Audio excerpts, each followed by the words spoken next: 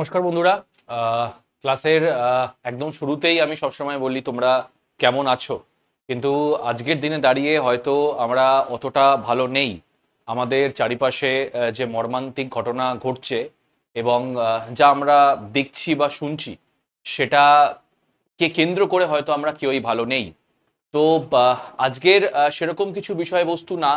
আমরা আজকে যেটা একটা আলোচনা করব সেটা হচ্ছে ভায়োলেন্স এগেনস্ট ওমেন। যে ওমেন বা আমাদের মহিলারা কি কি ধরনের ভায়োলেন্স ফেস করে এবং এখন কিন্তু যদি তোমরা বলতে দেখো তাহলে এখন কিন্তু দেখতে পারবে যে ভায়োলেন্স এগেনস্ট ওমেন এখন কিন্তু কোনো বিচ্ছিন্ন ঘটনা নয়।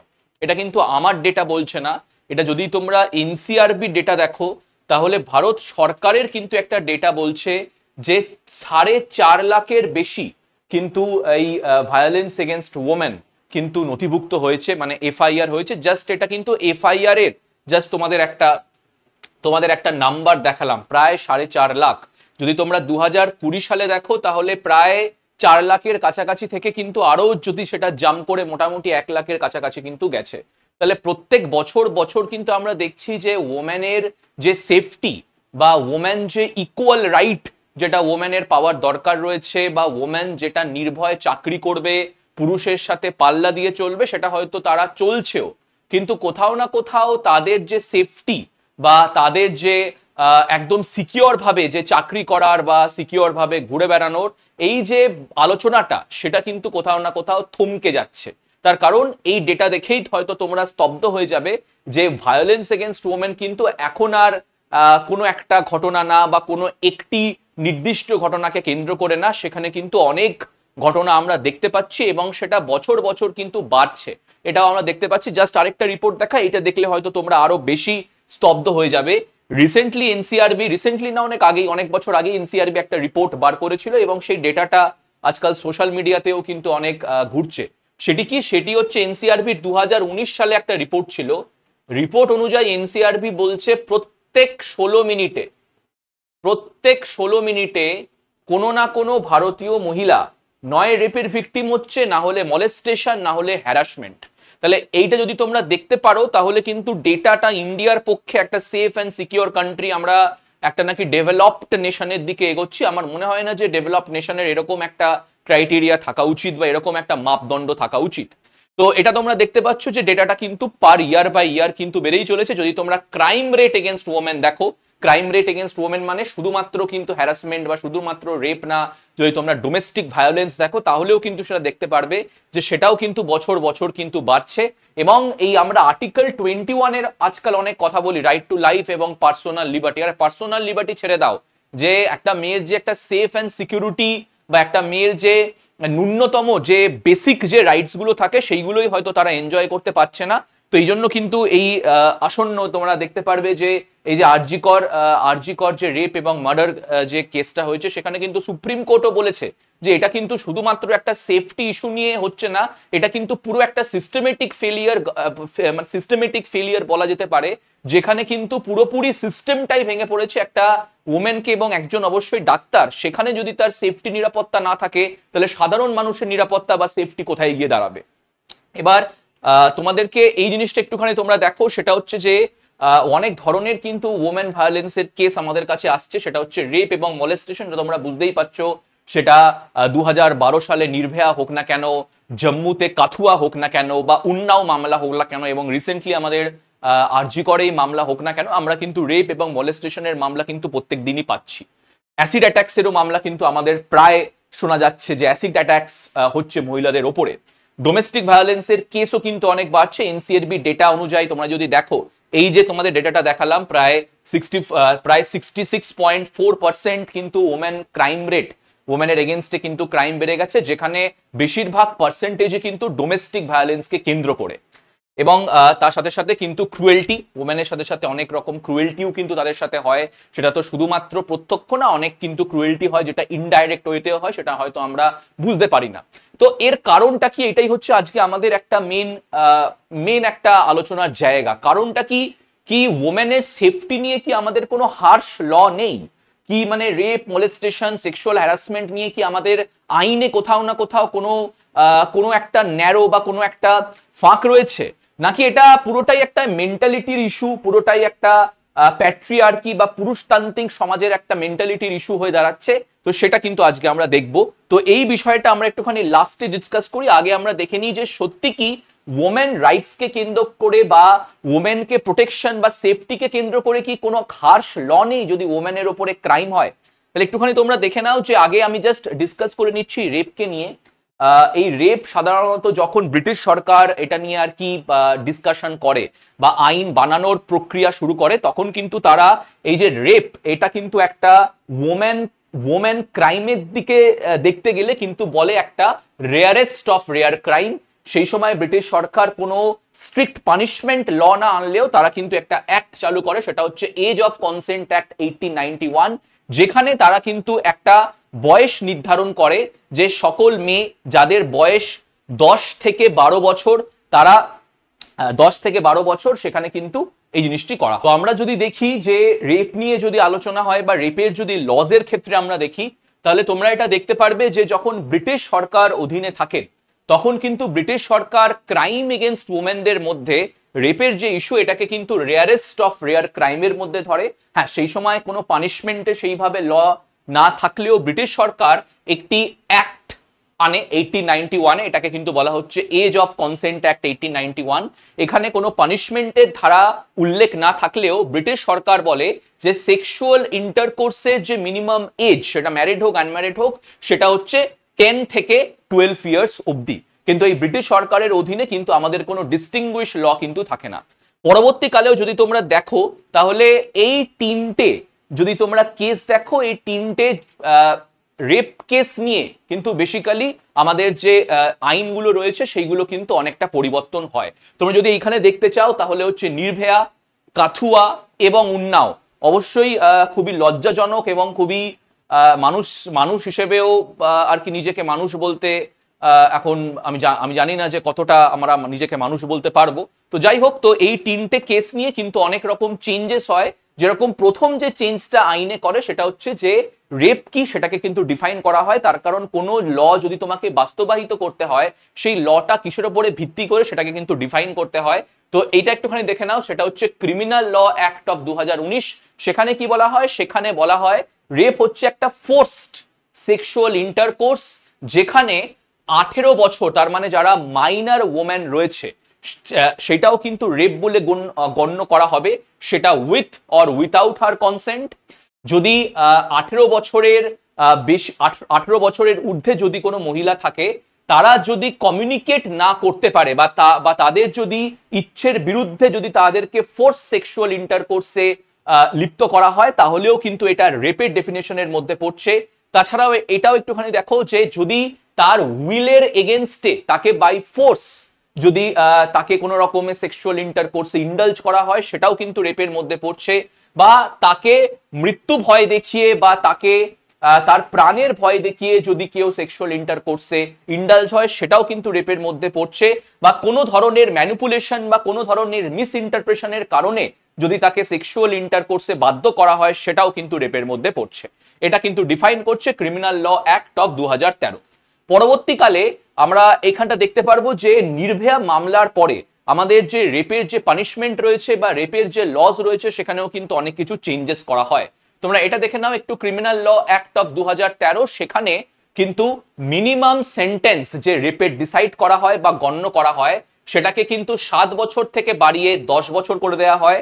তার সাথে সাথে এই দুটো পয়েন্টও কিন্তু খুব ইম্পর্টেন্ট রয়েছে। তার কারণ যদি কোনো রেপ ভিকটিম নিজে গিয়ে এফআইআর করে, তাহলে কিন্তু পুলিশকে তার এফআইআর নথিভুক্ত করতেই হবে, তারপরে ইনকোয়ারি বা ইনভেস্টিগেশন শুরু করতে হবে। দ্বিতীয়, সেই রেপ ভিকটিম যদি কোনো যদি তার সেন্সে না থাকে, তখনও কিন্তু পুলিশকে তৎক্ষণাৎ যখনই তারা এই ইনভলভমেন্টটা জানতে পারবে বা তারা এই ব্যাপারে জানতে পারবে, তৎক্ষণাৎ কিন্তু তাদেরকে এফআইআর নথিভুক্ত করতে হবে এবং এনকোয়ারি ইনভেস্টিগেশন কিন্তু চালু করতে হবে। এবং তাছাড়া এই হসপিটালসের ওপরেও কিন্তু একটা নিষেধাজ্ঞা বসানো হলো যে যদি কোনো রেপ ভিকটিম কোনো হসপিটালে যায়, সেখানে কিন্তু আগে পুলিশ কেস না, আগে তার চিকিৎসা, আগে তার ইনভেস্টিগেশন বা এনকোয়ারি, তারপরে পরবর্তীকালে পুলিশ বা প্রশাসনকে হেল্প নেওয়া হবে। তাহলে এটা কিন্তু করা হয়েছে আমাদের ক্রিমিনাল ল অ্যাক্ট অফ 2013। আমরা নির্ভয়ার পরে যে জুভিনাইল সিস্টেম আমাদের রয়েছে, সেই জুভিনাইল সিস্টেমেও কিন্তু অনেক চেঞ্জেস করা হয়েছে। আমরা কিন্তু এটা দেখেছিলাম যে নির্ভয়া মামলাতে যে সব থেকে ব্রুটাল ছিল সে কিন্তু একজন মাইনর। তো এই জুভিনাইল যে জাস্টিস সিস্টেম রয়েছে সেখানেও চেঞ্জেস করা হয়। আমরা লোকসভা 7ই মে 2015 সালে অনেক রকম চেঞ্জেস করা হয়, সেখানে জুভিনাইল জাস্টিস বিল আনা হয় এবং সেখানে যদি কোনো পুরুষ মানুষ যার বয়স 16 থেকে 18, সে যদি সব জেনে বা স্বইচ্ছায় যদি মলেস্টেশন বা কারোর সাথে রেপ করে, সেটাকে কিন্তু ঘৃণ্য ক্রাইম ধরা হবে এবং তাকে কিন্তু অ্যাজ এ মাইনর ট্রাই করা হবে না, তাকে কিন্তু অ্যাজ আ ক্রিমিনালি কিন্তু ট্রাই করা হবে। তার সাথে সাথে তোমরা কিন্তু এটাও দেখে নাও যে কে চাইল্ড বা কে অ্যাডাল্টের মধ্যে পড়ছে, সেটা অবশ্যই ক্রাইমের যে ইন্টেন্সিটি রয়েছে বা ক্রাইমটা সে জেনে বুঝে করেছে কিনা বা তাকে ফোর্স করা হয়েছে কিনা, তার জন্য কিন্তু একটি বোর্ড বসবে, এটাকে বলা হয় জুভিনাইল জাস্টিস বোর্ড, এবং তারা অ্যাসার্টেন করবে যে মাইনর হলেও সেটা কি ঘৃণ্য অপরাধের মধ্যে পড়ছে নাকি সেটা মানে একটা জুভিনাইলের ব্যাপার রয়েছে। তো এবারে পরবর্তীকালে তোমরা দেখতে পারবে যে কাথুয়া এবং উন্নাও যে কেসগুলো হয়েছিল তারপরেও কিন্তু আমরা দেখতে পেয়েছি যে অনেক পরিবর্তন এসছে। বিশেষ যে পরিবর্তনটা ক্রিমিনাল লতে আনা হয়েছে সেটা হচ্ছে 2018 সালে এই তিনটে লকে কিন্তু প্রায় এক করা হয়েছে, আইপিসি, সিআরপিসি এবং পস্কো আইন। এবং সেখানে তোমরা দেখতে পাচ্ছ এটা হচ্ছে বিফোর এবং এটা হচ্ছে আফটার। আমাদের রেপের ক্ষেত্রে মিনিমাম যে পানিশমেন্ট 2018-তে গণ্য করা হয়েছিল সেটি কিন্তু 7 বছর, কিন্তু 2018-র পরে সেটি কিন্তু এখন 10 বছরের জন্য গণ্য করা হয়েছে।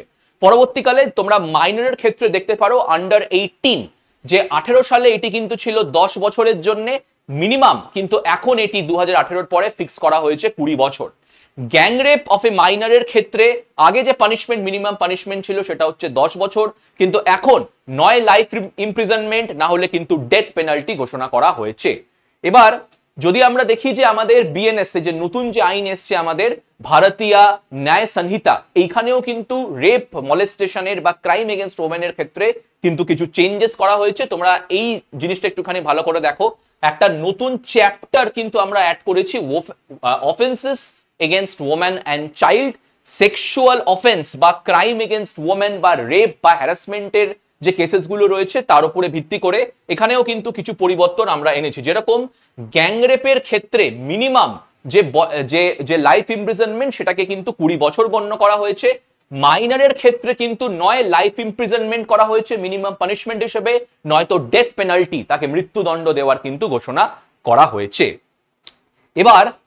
এবার যদি দেখো যে সেক্সুয়াল হ্যারাসমেন্টের ক্ষেত্রে আমাদের কি আইন রয়েছে। সেক্সুয়াল হ্যারাসমেন্টের ক্ষেত্রে তোমরা জানো যে আগে কিন্তু একটা 1997-এ একটা ইম্পর্টেন্ট কেস এখানে হয়েছিল, Vishakha versus state of Rajasthan, যেখানে sexual harassment at work place, মহিলাদের কাজ করার যে জায়গা সেটিকে সেফ রাখার জন্য এই সরকার কিন্তু এই বিশাখা গাইডলাইন, ঠিক সরকার না সরি সুপ্রিম কোর্ট কিন্তু এই বিশাখা গাইডলাইন্স করতে বলে। বিশাখা গাইডলাইন্স মানে প্রত্যেকটা সংস্থা হোক না কেন, সেটা পাবলিক হোক না কেন, বিশেষ করে প্রাইভেট হোক না কেন, তাদেরকে কিন্তু কিছু সেক্সুয়াল কোর্সেস ফলো করতে হবে, যেখানে একজন কলিগ বা একজন ওয়ার্কার অন্য ওয়ার্কারের সাথে কিভাবে বিহেভ করবে, তার টাচ থেকে শুরু করে তার প্রেজেন্স থেকে শুরু করে সবকিছু কিন্তু একটা গাইডলাইন্সে বলা থাকবে।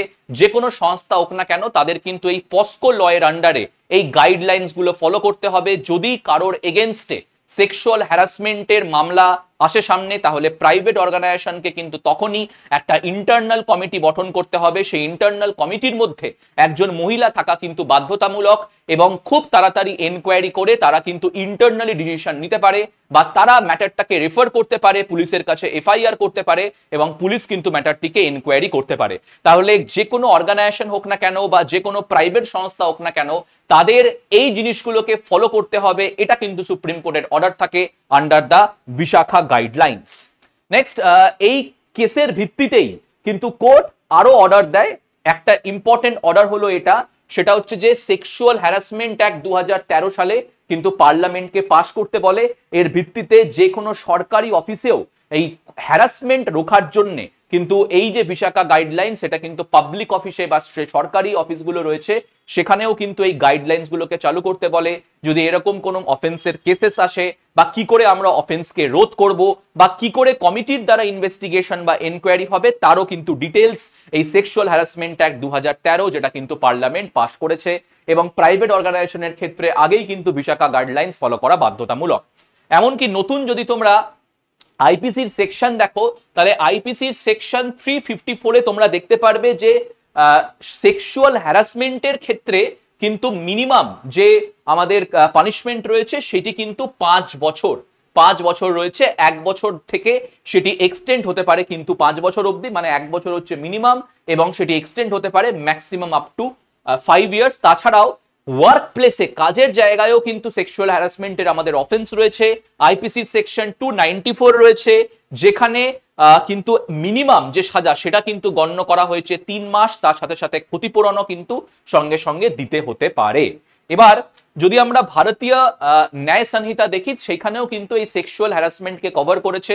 তোমরা যদি এইগুলোকে দেখো এইগুলো কিন্তু সবই ভিসাকা গাইডলাইন্স এর অর্ডার। সেখানে ডিফাইন করতে বলা হয়েছে যে হোয়াট ব্যাড টাচ বা গুড টাচ বা কি করে আমি আমার কলিগের সাথে অ্যাপ্রোচ করব, কিভাবে আমি তাদেরকে আনকমফোর্টেবল ফিল করাবো না, কি করে আমাকে একটা জায়গায় আমাকে বিনা কাউকে আনকমফোর্টেবল জোনে দিয়ে কি করে আমাকে পারফর্ম করতে হবে, আমি যেন কোনো সময় আমার পাওয়ারের মিসইউজ না করি, আমি যেন আমার পাওয়ার আমার একটা এমন পজিশনে রয়েছে আমি আমার পাওয়ারকে ইউজ করে অন্যের কাছে সেক্সুয়াল ফেভার্স চাইছি, সেটাও কিন্তু আন্ডার দ্য ভিসাকা গাইডলাইন্স করা হয়। একবার তোমরা এটা দেখে নিতে পারো। For example physical contact, for example sexual favours এর ডিমান্ড করা, কাউকে জোর জবরদস্তি কোন রকম অ্যাডাল্ট বা পর্নোগ্রাফিক কন্টেন্ট দেখানো, বা ফর এক্সাম্পল কাউকে সেক্সুয়াল কোন রকম রিমার্ক করা যেটা কোনো মহিলাকে আনকমফোর্টেবল করবে। তাহলে এই হচ্ছে আমাদের কিন্তু বিএনএস এর সেকশন 75 কিন্তু sexual harassment at work place নিয়ে কিন্তু কভার করছে। এবার আজকের যদি আচ্ছা এটাও একটুখানি দেখে নাও, সেটা হচ্ছে বিএনএস এ যে সেক্সুয়াল হ্যারাসমেন্টের জন্য নতুন যে আইন এসছে সেটা কিন্তু মিনিমাম 3 বছরের জন্য কিন্তু সেক্সুয়াল হ্যারাসমেন্টের ক্ষেত্রে তার পানিশমেন্ট হতে পারে। আচ্ছা এবার আমরা দেখে নেব সেটা হচ্ছে কোর প্রবলেমটা কোথায়। দেখো আমি এটা বলে শুরু করেছিলাম যে আমাদের কি আইন পর্যাপ্ত না, তা তোমরা দেখতেই পারলে আইন কিন্তু পর্যাপ্ত রয়েছে এবং এই নতুন বিএনএস আইন আসার পরে তোমরা এটা কিন্তু দেখতেই পারছো যে আরো কিন্তু আইন কঠোর থেকে কঠোরতম করা হয়েছে। কিন্তু তাতে কি কোনো চেঞ্জেস এসছে আমাদের আমাদের আমাদের নির্ভয়া হোক না কেন, কাথুয়া হোক না কেন, উন্না হোক না কেন এবং আমাদের রাজ্যের যে অবস্থা সেটাও হোক না কেন, আমরা দেখতে পাচ্ছি যে মানুষে প্রোটেস্ট করছে, দোষী ধরাও হয়তো পড়বে, দোষী হয়তো সাজাও পাবে, তাকে দৃষ্টান্তমূলক কিন্তু শাস্তিও দেওয়া হবে, কিন্তু এই সাইকেলটা কি চেঞ্জ হচ্ছে না? সাইকেল চেঞ্জ হচ্ছে না কেন? তার কারণ হচ্ছে আমাদের মেন্টালিটিতে চেঞ্জ আনতে হবে, আমাদেরকে এবারে কথা বলা শুরু করতে হবে এবং কিন্তু স্ট্রিক্ট অ্যাকশন ডিমান্ড করতে হবে।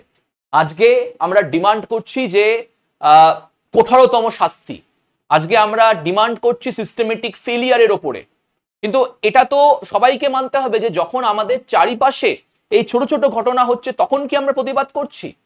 যখন একজন মেয়ে যখন কোনো রাস্তা দিয়ে যায় তাকে কিন্তু হয়তো এমন কোনো কমেন্ট শুনতে হয় যেটা তার জন্য আনকমফোর্টেবল, সে কি সেই সময় প্রোটেস্ট করছে বা সেই সময় তার যে আশেপাশে যারা লোকেরা রয়েছে সে প্রোটেস্ট করছে? ট্রেন, বাস, ট্রাম আমরা তো প্রায় দেখতে পারি যে মেয়েদেরকে ইনঅ্যাপ্রোপ্রিয়েট ভাবে টাচ করা হয় বা ইনঅ্যাপ্রোপ্রিয়েট তাকে কমেন্ট করা হয়, আনকমফোর্টেবল ফিল করানো হয়। অফিসের ক্ষেত্রে আমরা বা বড় বড় ইনস্টিটিউশনের ক্ষেত্রেও কিন্তু আমরা দেখতে পারি যে এমনও কিন্তু কিছু কাজ করা হচ্ছে বা এমনও তাকে টাচ করা হচ্ছে যেটা হয়তো তার আনকমফোর্টেবল লাগছে কিন্তু সে স্পিক আউট করছে না, সে বলছে না। তাহলে এই যে বড় মামলাকে যদি আমাকে ঠেকাতে হয় তাহলে কিন্তু আমাদেরকে কথা বলা শুরু করতে হবে, প্রোটেস্ট করা শুরু করতে হবে। আমরা যখন ফিল করব যে না ভাই এইবারে এইখানে কিন্তু আমার দায় ভেঙে যাচ্ছে, এখানে আমি প্রোটেস্ট করব, সে যত বড়ই হোক না কেন। এই ছোট ছোট যদি মামলাকে আমরা টেক ওভার করতে পারি, যদি এর এগেনস্টে কথা বলা শুরু করতি, যদি এর এগেনস্টে সরকার স্ট্রিক্ট অ্যাকশন নেয় হ্যারাসমেন্টের ক্ষেত্রে, আনকমফোর্টেবল ফিল করানোর ক্ষেত্রে, সেক্সুয়াল কমেন্ট পাস করার ক্ষেত্রে, তখনই কিন্তু আমরা এই বড় বড় যে কার্যগুলো রয়েছে সেগুলোকে আটকাতে পারবো।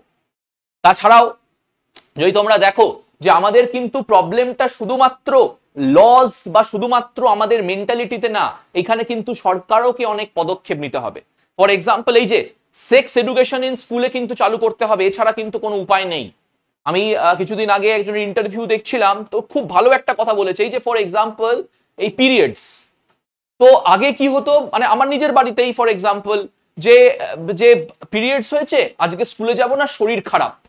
আরে বাবা, তো এটা তো পুরুষ হোক না কেন বা নারী হোক না কেন, তাদেরকে বলতে হবে, তাদেরকে শেখাতে হবে, তাদেরকে জেন্ডার ইকুয়ালিটিটা বলতে হবে। আজকে ফর এক্সাম্পল একটা কথা খুব চলতি হয়েছে যে ছেলেরা কাঁদে না। আরে কেন ছেলেরা কাঁদবে না? ছেলেরা কি দুঃখ হয় না? তাহলে এই যে আমাদের যে জেন্ডার ডিসক্রিমিনেশন করা হচ্ছে, যে মর্দ কো দর্দ নেই হতা, বা ছেলেরা কোনোদিনও কাঁদতে পারে না, এইগুলোকে দূর করতে হবে। কালার সেন্সিটিভিটিকে দূর করতে হবে, যে ভাই তুই ছেলে পিঙ্ক পড়বি না। বা ফর এক্সাম্পল কোনো মেয়ে একটা চুল কাটলো, বয়েস কাট। আরে বয়েস কাট বলে কি কোনো কথা হয় বয়েস কাট বলে? তাহলে আমাদের ছোট থেকে কিন্তু তৈরি করতে হবে, ছোট থেকে কিন্তু আমাদের একটা ছেলেকে শেখাতে হবে যে একটা মেয়ের সাথে কিভাবে বিহেভ করতে হয়, শেখাতে হবে যে আমাদের জেন্ডার ইকুয়ালিটি কি করে আমরা বজায় রাখতে পারি, শেখাতে হবে তাদেরকে। ফর এক্সাম্পল একটা গ্রাম থেকে যখন কোনো ছেলে উঠে আসছে, সে কিন্তু তার পরিবেশের সাথেই মেলামেশা করেছে। সে যখন শহর কেন্দ্রিক কোনো একটি জায়গায় যাচ্ছে, তখন কিন্তু সে এটা বুঝতে পারছে বা এটা বলতে শিখছে যে ভাই আমি তো আমার গ্রামে দেখেছি মেয়েরা সবসময় এই কাপড় পরতো, কিন্তু এইখানে এই কাপড় পরছে। মানে ছেলেদের জন্য আজকে আজকে সবকিছুই একটা হেলথ হ্যাজার্ড। আজকে তুমি ছেলে হয়ে যদি সিগারেট খাও, সেটা একটা হেলথ হ্যাজার্ড, কিন্তু সেটা মেয়ে খেলে তার একটা ক্যারেক্টার সার্টিফিকেট জাজ করা হয়। তো এই যে ব্যাপারগুলো রয়েছে, এইগুলো কিন্তু আমাদেরকে আস্তে আস্তে চেঞ্জ করতে হবে। আমাদেরকে সেক্স এডুকেশন স্কুলে আনতে হবে, যেখানে কিন্তু ছেলেদেরকে হোক না কেন বা মেয়েদেরকে হোক না কেন, জেন্ডার ইকুয়ালিটি, জেন্ডার ডিসক্রিমিনেশন যাতে আমরা না করি, তার ব্যাপারে কিন্তু অবগত করতে হবে। এবং অবশ্যই সেখানে কিন্তু ইয়াং মেনদেরকেও শেখাতে হবে যে কি করে আমি ওমেনের সাথে এনগেজ করব, কি করে আমি তাকে আনকমফোর্টেবল ফিল না করাবো, কি করে সে আমার সাথে সেফ ফিল করবে। তার কারণ দেখো, মামলাটা কিন্তু শুধুমাত্র ওম্যান সেফটি বা কোনো একটা ইস্যুকে নিয়ে না, এটা কিন্তু একটা সার্বিক জিনিসকে নিয়ে। এইখানে আমরা কিন্তু সবাই, ফর এক্সাম্পল বলিউডের অনেক গানই কিন্তু রয়েছে, যেগুলো যদি তুমি দেখো তাহলে একদমই ইনঅ্যাপ্রোপ্রিয়েট, সেক্সুয়ালি ভাবে ইনঅ্যাপ্রোপ্রিয়েট। সেখানে আমরা কতটা প্রোটেস্ট করছি। তো এই জিনিসগুলো কিন্তু আমাদেরকে মাথায় রাখতে হবে, এবং জিনিসগুলো কিন্তু এখন আমাদেরকে বলতে হবে, সোচ্চার হতে হবে। এটাই কিন্তু সময়। না হলে এই যে তোমরা সাইকেলটা দেখছো, সেটা কিন্তু ঘুরতেই থাকবে, কোনোদিনও স্টপ হবে না। Thank you. আজকের আমি ক্লাসটা এই পর্যন্তই রাখছি। এখানে থ্যাংক ইউ আমার আশা করি না বলার কিছু নেই। তো তোমরাই ভালো মতো বক্তব্য পেশ করতে পারবে। যদি কোনো ভুল ত্রুটি বলে থাকি বা করে থাকি, সেটা একটুখানি মার্জনা করে দিও। Thank you.